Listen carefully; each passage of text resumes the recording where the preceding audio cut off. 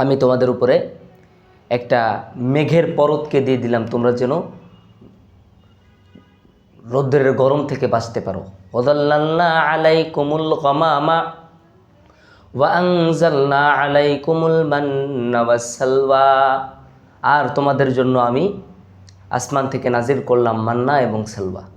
মান্না সালওয়া দুইটা আসলে ভিন্ন ভিন্ন খাবার, এই দুইটাকে মিশায় তারা খাইতো বা একসাথে খাইতো।